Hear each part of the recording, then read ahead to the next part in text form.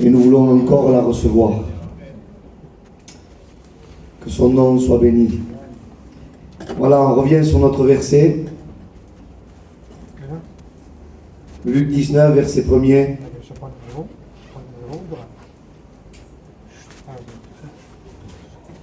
Jésus étant entré dans Jéricho, traversait la ville.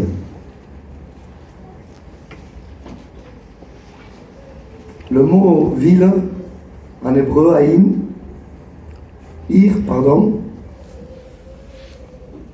commence par une lettre qui veut dire la source, Haïm. La deuxième lettre veut dire la main créatrice. Du mot ville, Ir. Et la troisième lettre, Resh, veut dire la tête. Donc je vous résume un peu.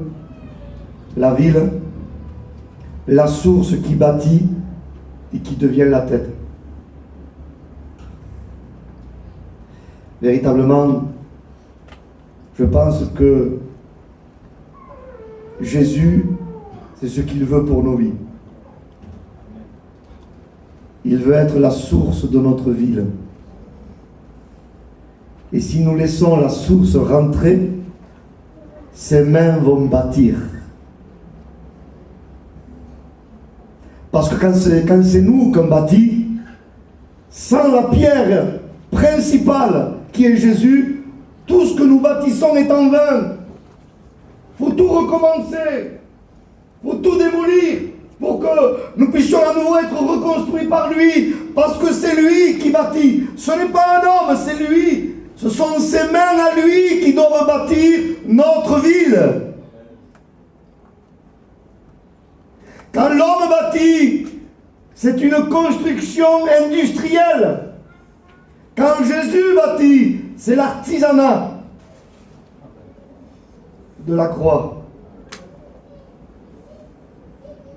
La ville en hébreu est très négative, je vous l'ai dit ce matin.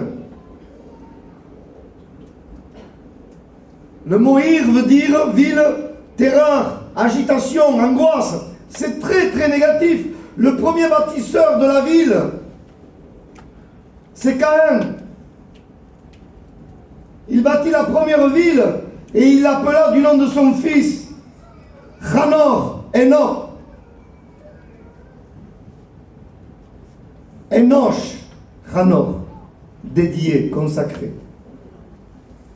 Il consacre une ville au nom de son fils. Et nous voyons après ce qui va sortir de cette ville. Il y a aussi Nimrod, Genèse 10, Genèse 11, qui a bâti Babylone. Et nous voyons le désastre de Babylone, même avec des bons sentiments. Une construction humaine. Tandis que Jésus, lui, il va dire, c'est moi qui bâtirai mon église. Amen. Il bâtit parce qu'il en est la source. Parce qu'il voit le besoin et il répond au besoin. Ce qu'il y a d'extraordinaire, c'est quand il devient la source de notre vie. Vous savez, béni soit Dieu pour les robinets du Seigneur. Et cet après-midi, moi, je voudrais que Dieu me fasse grâce et que je sois ce robinet du Seigneur. Où l'eau du ciel puisse véhiculer dans ma vie et que je sois ce porteur de bonnes nouvelles, de bénédictions, que Dieu permette. Béni soit Dieu pour les robinets du Seigneur. Mais on ne peut pas vivre qu'avec des robinets. Au bout d'un moment, il faut avoir un contact direct avec la source.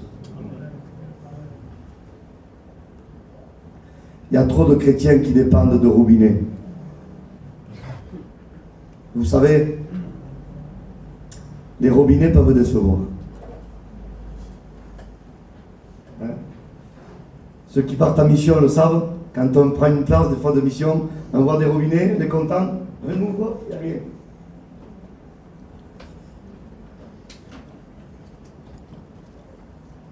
C'est bien les robinets, mais c'est mieux la source.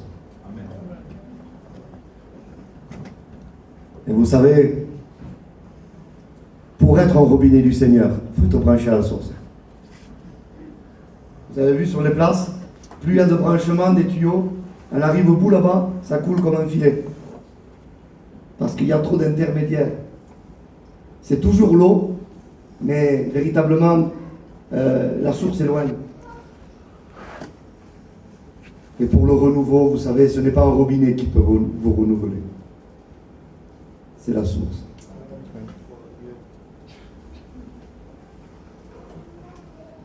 Et en cet après-midi, nous voulons être à la source. Nous voulons avoir communion, contact avec la source. La source ne nous décevra jamais. La source, elle est et demeure l'abondance de Dieu.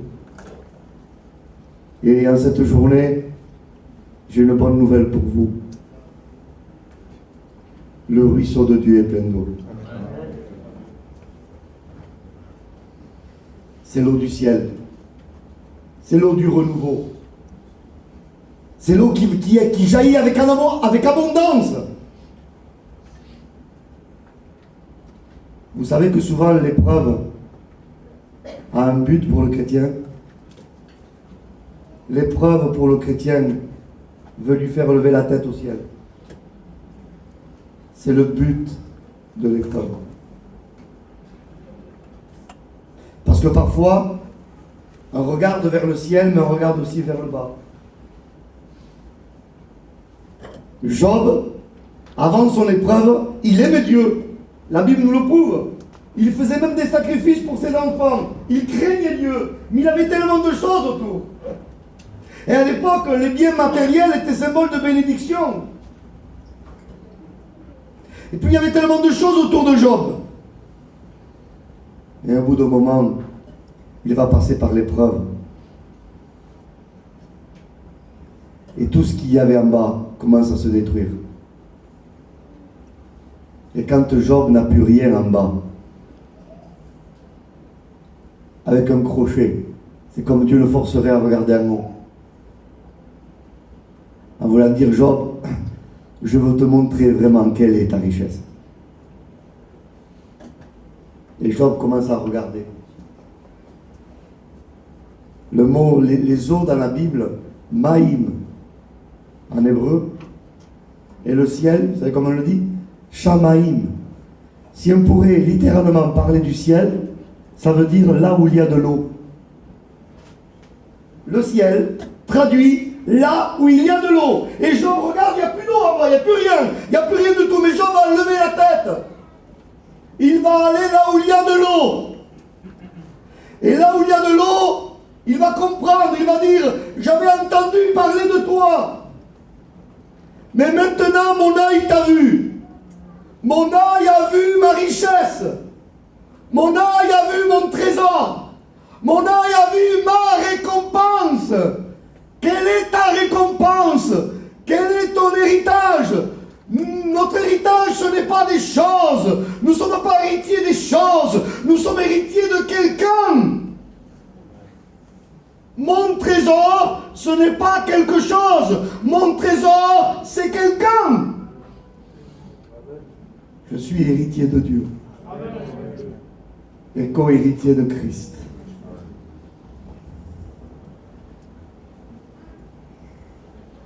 Là où il y a de l'eau, levez le regard vers lui. Dieu veut nous faire contempler son abondance. Dieu a dit à Abraham, en Genèse 15,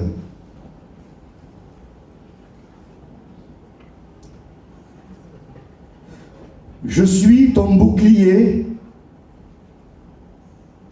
et ta récompense sera très grande. Vous êtes avec moi? Amen. C'est mal traduit. Toujours Darby traduit mieux. Je suis ton bouclier, Abraham, et je suis moi ta très grande récompense. Ta récompense, ce n'est pas des choses, Abraham. C'est moi, ta très grande récompense. On comprend pourquoi il dit ça. ça. Abraham attend une postérité. Et d'Isaac, vous savez ce qui va sortir d'Isaac? Le Christ. Et l'ange de l'Éternel dans l'Ancienne Alliance est une Christophanie. Et Dieu dit à Abraham, Abraham, c'est moi ta postérité. Je sortirai de ta postérité. Et ta très grande récompense, c'est moi. Parce qu'un jour, Abraham, moi, je vais m'incarner dans ta lignée. Et je serai le sujet de bénédiction pour toutes les nations. Amen. C'est moi, Abraham, la source. Et en cet après-midi, il faut qu'il y ait incarnation de la parole. Il faut laisser la place à la parole dans nos vies, à la source. Jésus va entrer dans Jéricho et va traverser la ville. Les eaux de Jéricho étaient, à une époque, sujets de stérilité et de mort. Jésus est la source de la vie. Et quand la source rentre, il bâtit la source. Elle ne détruit pas, elle bâtit. Reconstruire les ruines. Et après, avec la tête, il domine. Il règne.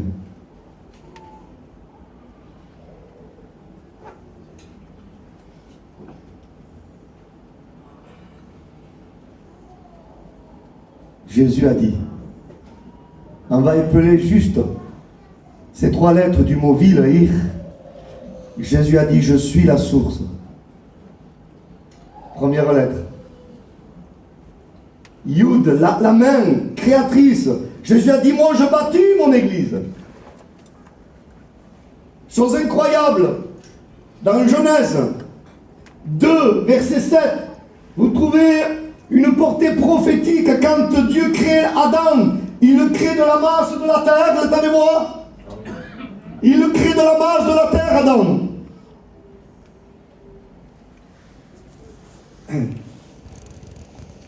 Et il va souffler dans ses narines une souffle de vie.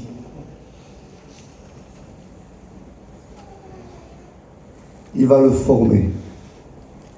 Vous êtes avec moi? Je sais que le réunion d'après-midi, c'est le plus difficile. Mais vous êtes là, merci Seigneur.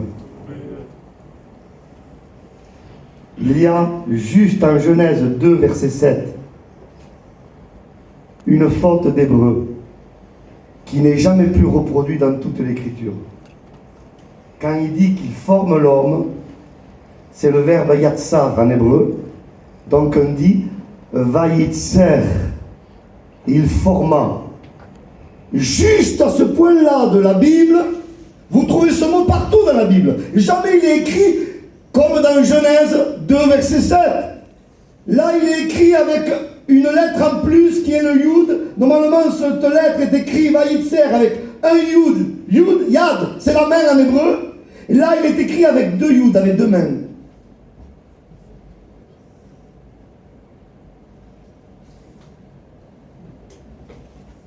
C'était déjà prophétisé que les 2 mains du crucifié allaient bâtir l'Église, allaient former ta vie encore aujourd'hui.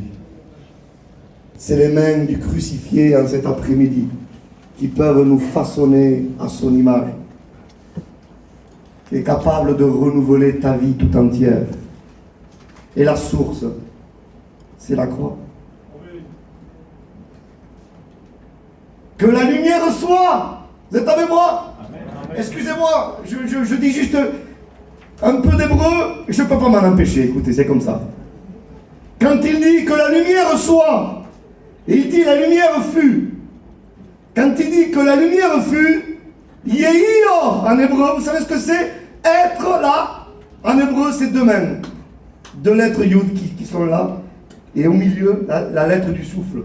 Hey, c'est-à-dire que, quand il dit et la lumière, que la lumière soit, la lumière fut, ça y est, c'est accompli. Nous représente Jésus à la croix, en train d'expirer son dernier souffle. La lumière et la source, c'est la croix. Et en cet après-midi, cette source est là. comme elle était à l'époque au temps d'Ézéchiel. Vous êtes avec moi? Ézéchiel 47, mesure 1000 coudées. Il y avait de l'eau jusqu'aux chevilles, jusqu'aux genoux, jusqu'aux reins. Et après c'était un torrent qui inondait tout. Et c'est ce que le Seigneur veut faire encore aujourd'hui. D'où sortait l'eau? Du temple. Amen. Du côté droit du temple. Un peu d'historique biblique. D'historicité biblique. Le temple d'Ézéchiel 47, bien sûr que c'est aussi le millénium, et c'est la prophétie où il va y avoir l'ère messianique, comme on dit ça. C'est vrai. Mais vous avez remarqué que Dieu demande à Ézéchiel 4 fois de mesurer 1000 coudées. Donc c'est un rapport avec le temple. Pourquoi 4 fois on parle que le 3e temple va être rebâti? Alors on dit le 3e temple, mais moi je vous dis que c'est pas vraiment le 3e temple. Parce que le temple d'Hérode n'était pas vraiment le temple de Zorobabel. Il avait fallu 47 ans pour bâtir le temple d'Hérode. Ça n'avait plus rien à voir. Hérode avait amplifié le temple. Il avait agrandi énormément. C'était une merveille le temple du temps d'Hérode. Alors que du temps de Zorobabel, c'était un temple très simple. Suivez mon langage? Vous êtes avec moi? Sûr? Dieu dit à Ézéchiel, mesure 1000 coudées. De l'eau jusqu'aux chevilles, 1000 coudées, de l'eau jusqu'aux genoux, 1000 coudées, de l'eau jusqu'aux reins. Et 1000 coudées, c'était le torrent. Le premier temple, parce qu'on parle du temple, de l'eau qui jaillit du temple. Le premier temple, le temple de Salomon. Le deuxième temple, le temple de Zorobabel, Néhémie. Troisième temple, le temple d'Hérode. Le 4e temple, bibliquement, Jésus a dit, détruisez ce temple, et en 3 jours, je le rebâtirai. Il parlait de son corps, parce que Jésus est le véritable temple. De quel côté coulait l'eau du temple? Du côté droit. Êtes avec moi? Jésus à la croix. Alléluia, Seigneur. Un soldat romain lui a percé le côté. Il est sorti de l'eau et du sang. Merci, Seigneur. Voilà le torrent d'Ézéchiel. De l'eau et du sang du temple qu'on appelle Jésus.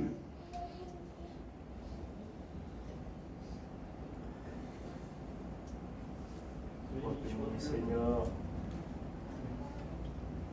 Merci, Seigneur. Vous savez que le premier Adam, de son côté, est sorti Ève. Vous savez ce qui s'est passé? Dieu a anesthésié Adam. C'est le premier anesthésiste, le Seigneur. Il a fait plonger Adam dans un sommeil, et de son côté est sorti Ève. Jésus est le dernier Adam. Vous êtes avec moi? Amen. Le mot dormir en hébreu ou en grec, ça veut dire aussi mourir. Et le mot ressusciter, ça veut dire réveiller. Il a été meurtri beaucoup de fois, Jésus. Mais quand le soldat romain lui perce le côté, Jésus est déjà mort.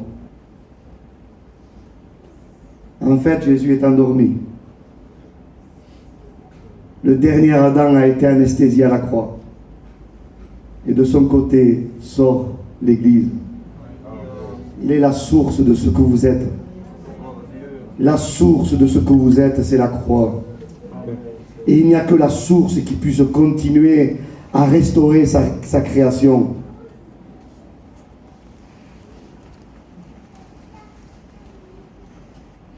Ne cherchons pas d'autres sources.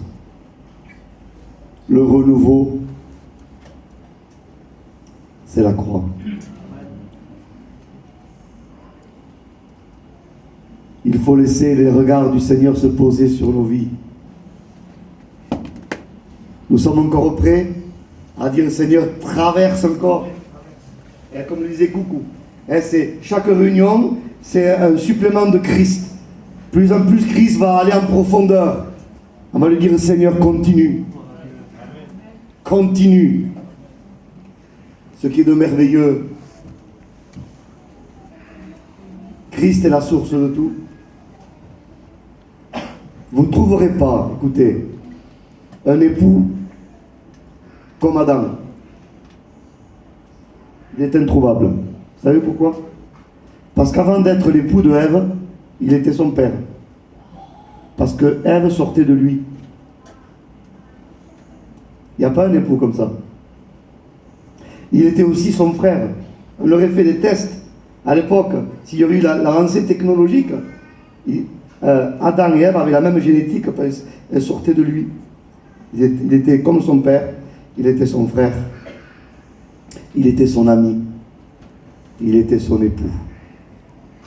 C'est exactement ce qu'est Jésus pour l'Église. Le prophète Ésaïe nous dit, vous l'appellerez Père éternel, parce que l'Église sort de lui. Il est votre grand frère. Amen. Il dit, je ne vous appelle plus autre chose que mes amis. Vous êtes mes amis. Et il est l'époux. En Jésus, il y a vraiment tout. C'est son amour en cet après-midi qui veut restaurer. Il est la source de tout. Ce qu'il y a de merveilleux, vous êtes avec moi quelques minutes de plus.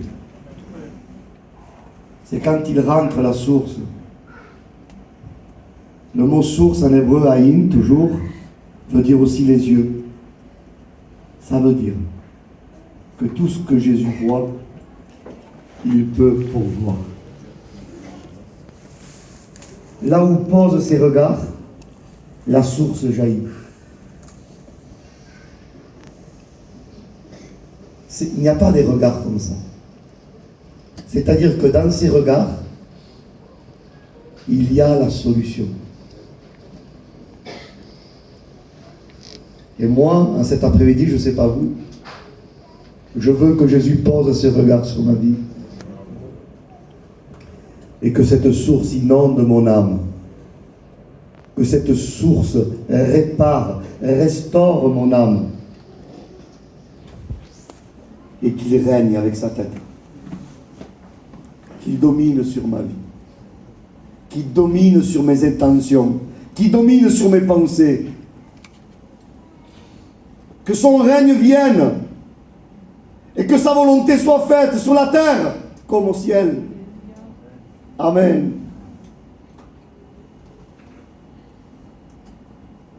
Ses yeux à Jésus sont comme une flamme de feu. Apocalypse 1. Vous êtes avec moi? Ses yeux comme une flamme de feu. C'est pas trop logique ça. On aurait dû dire ses yeux sont comme des flammes de feu. Non, il y a une unité. Peut-être que la restauration, le renouveau, en cet après-midi, voudrait peut-être réconcilier. Les regards de Jésus veulent réconcilier, parce que ses yeux sont comme une flamme de feu. Et le Seigneur, ce qu'il veut réconcilier parfois, c'est les foyers. C'est les besoins dans la maison.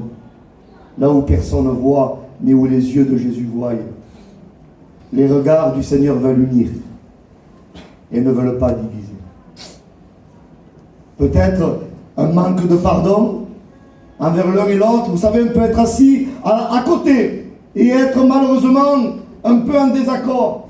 Eh bien, les regards du Seigneur veulent accorder ce qui est en désaccord. C'est la capacité de ces regards. Quand Jean voit l'agneau glorifié, je vais bientôt finir, hein? Vous êtes avec moi? Restez éveillés quelques minutes de plus. Quand Jean voit l'agneau glorifié en Apocalypse 5, vous savez comment il voit l'agneau?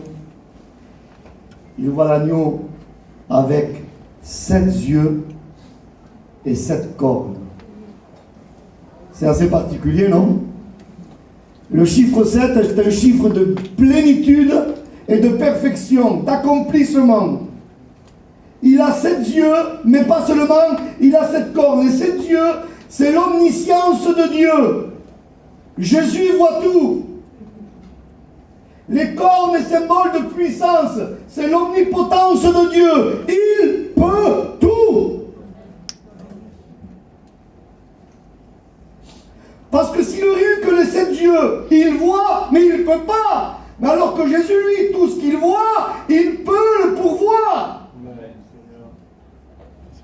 Abraham l'a appelé Adonai Iré. Celui qui voit et qui pourvoit. C'est très embêtant. Si je verrais un frère qui a un besoin, je vois le besoin, mais j'ai les poches vides. Je ne peux pas pourvoir ce que je vois.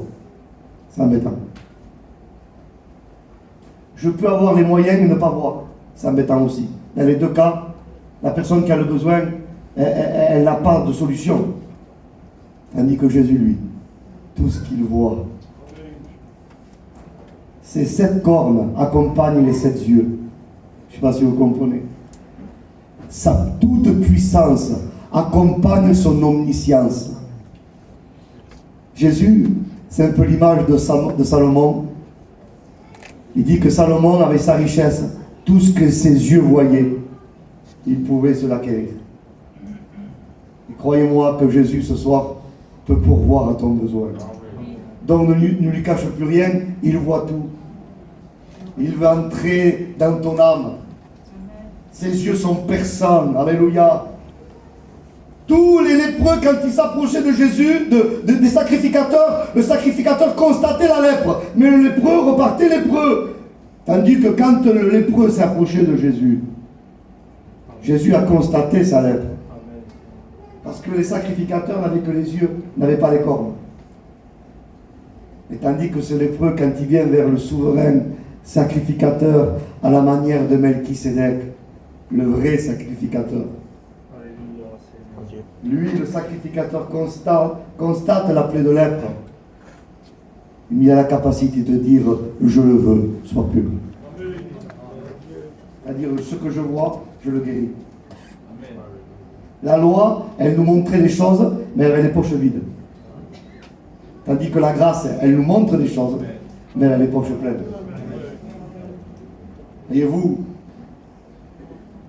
c'est ce qu'il y a de merveilleux avec Jésus. Ses yeux veulent nous transmettre l'espoir.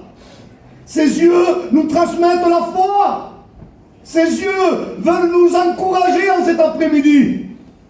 Ce sont des yeux qui ont triomphé, qui ont tout vaincu. C'est les yeux du souverain sacrificateur. Pourquoi il peut tout? Parce qu'il est tout à la fois. Zachée voulait voir qui était Jésus. Qui est Jésus pour nous? Le je vous dise, si Jésus n'est que le roi pour moi, je suis très malheureux. Pourtant c'est beau le roi. Il est le roi des rois, il est le Seigneur des seigneurs. Mais il n'est pas que le roi, il est Dieu. Amen. Il n'est pas que Dieu, il est le souverain sacrificateur. Il n'est pas que le souverain sacrificateur, il est l'agneau de Dieu. Vous imaginez? Tout ça pour nous. Tout ça pour nous. C'est le fleuve qui sortait du jardin d'Éden et se dirigeait en 4 bras. C'est ce que Jésus est. Un sauveur, panim, plusieurs faces. Si tu as besoin de renouveau, si tu as besoin d'une nouvelle création dans ton âme, il est Dieu. David avait compris, quand David désobéit, il fait appel au Dieu créateur et il sait formuler sa prière. Il dit, oh Dieu, crée en moi. J'ai besoin d'une nouvelle création. Si tu as besoin d'un intercesseur, il est l'avocat qui intercède auprès du Père. Il est le souverain sacrificateur. Et il est aussi l'agneau, parce qu'il plaide avec son propre sang. Et il est le roi qui veut régner dans notre vie. Ses yeux